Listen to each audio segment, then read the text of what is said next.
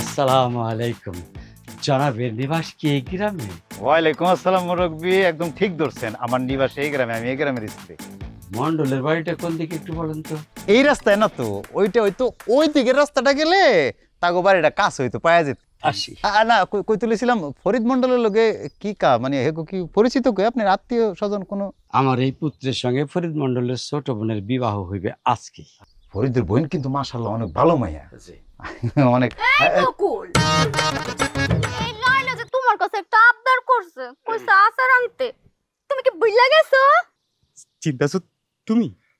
কইল তো নিজের মুখে লাইলা, মনে হয় ফরিদ মন্ডলের বোন আঞ্জুমান লাইলাই তো। ওয়াও আঙ্কেল, আপনি আমার চিনছেন? সে তো ছবিতে অনেক সুন্দর দেখতে আব্বা।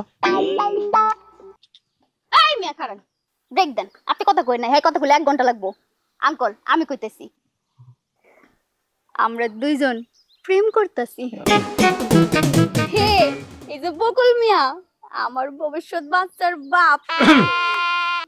আঙ্কেল, আমগো একটা পার্সোনাল মিটিং আছে, জঙ্গলে যামু। কোও হে করে আঙ্কেল, আমরা আসি। বিদেশ ফেরত, বিদেশ ফেরত। কন্যা কি বলে গেল? তো চরিত্রের মামলা।